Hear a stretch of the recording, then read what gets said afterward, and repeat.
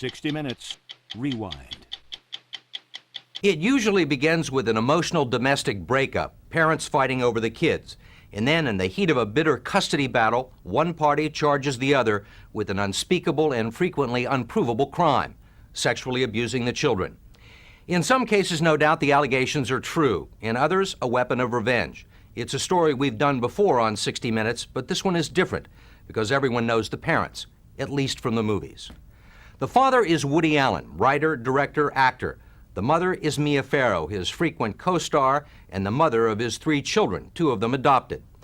He is accused right now in the newspapers, perhaps later in a court of law, of abusing their 7-year-old adopted daughter, Dylan.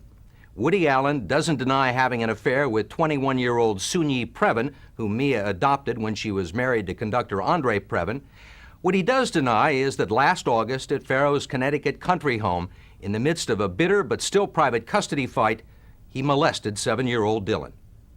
A gigantic industry has been built on a total non-event. And when I say a total non-event, I mean a total non-event. It wasn't as if, I tickled my daughter or something and much has been exaggerated. I'm saying nothing at all. I mean, I went up and played with the kids, read them stories, did my usual things. We played out on the lawn and had a wonderful time with them. And out of this has grown lawyers and psychologists and district attorneys and private investigators. And I mean, I'm saying it's a multi-million-dollar industry that has sprouted up over a total non-event. It may be a non-event to Woody Allen, but not to Mia Farrow and not to authorities in Connecticut, who are required by law to investigate every reported incident of alleged child abuse.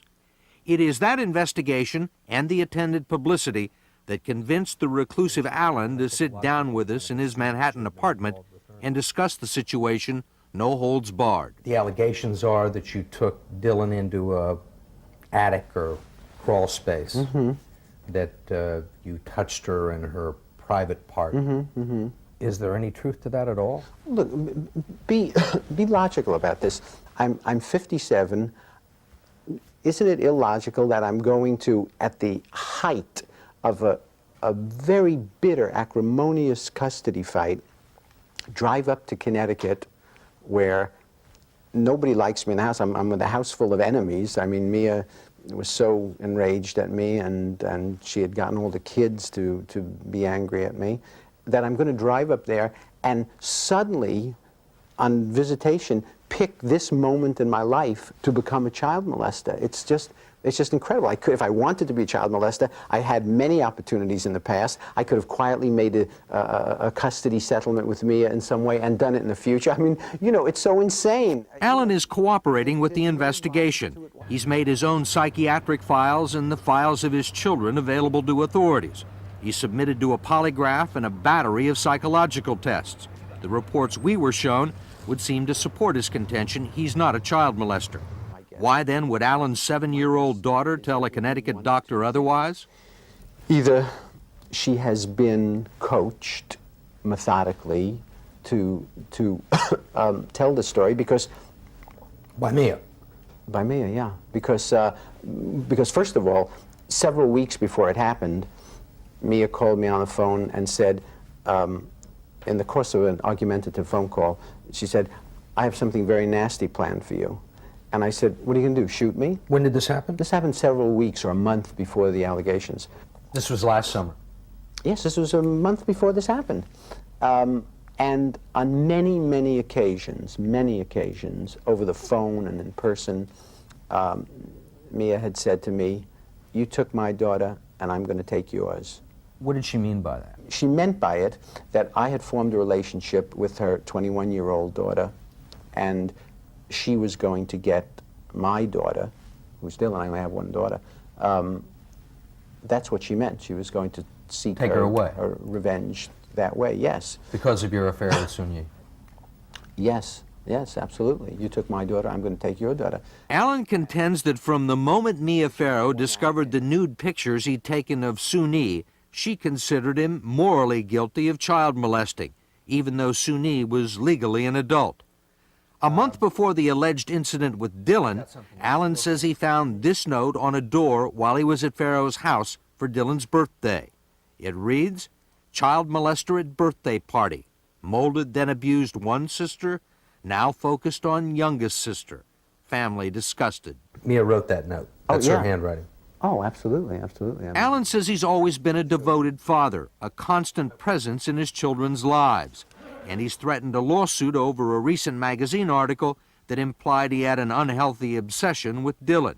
Not so, according to Alan, who says if Mia Farrow had problems with his behavior towards Dylan, she didn't raise them when it came time for him to adopt her daughter. she wrote a glowing, glowing letter, or an affidavit, saying that I was just a loving and a caring and attentive father, and that I was that my adopting Dylan would be great benefit to her. This was her sworn affidavit. You know. When did she write it? She wrote it in December of last year. A month before things exploded. Yes. Yes. A month before she found out about you and Suni. Yes. And what was Mia's reaction when she found out about Suni? What happened was crazy behavior that became, terrible rage, death threats. Look, if this is not irrational to you, I mean, she accused me of child molestation on August 4th, right? Right.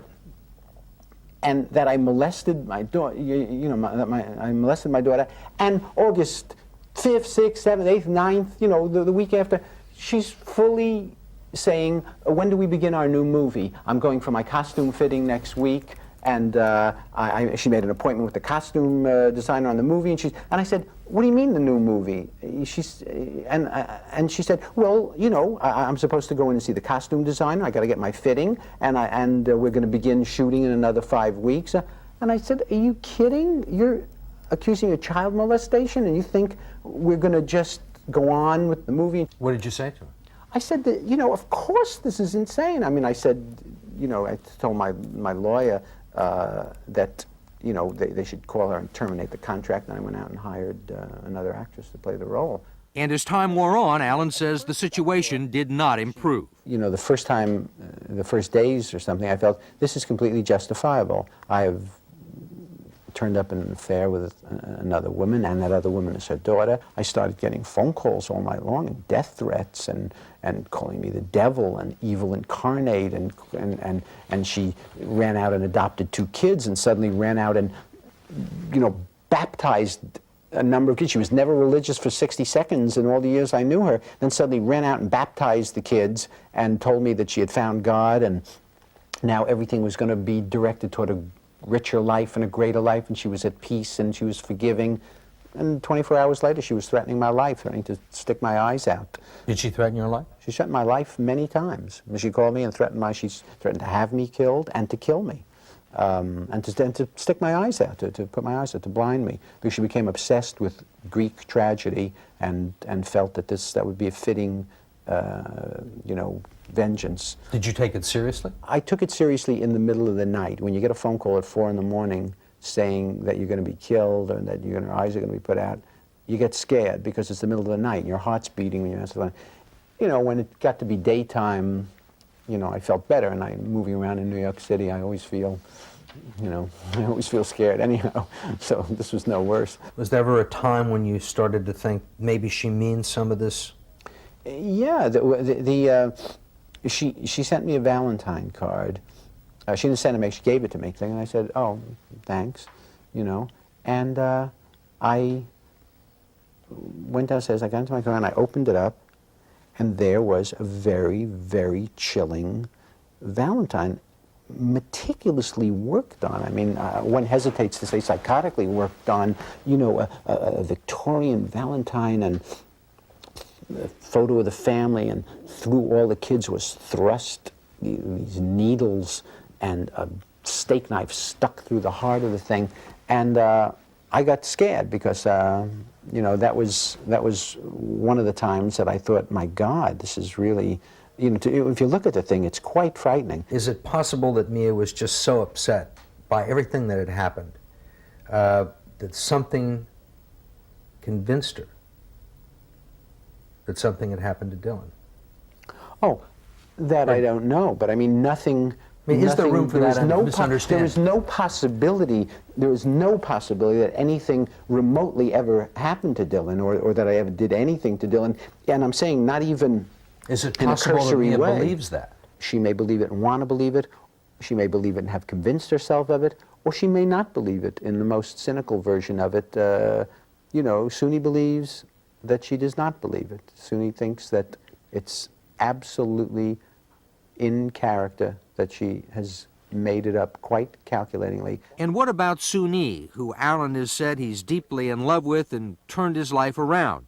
And what about the way Mia discovered their affair? I mean, she found out about it by finding some rather embarrassing pictures.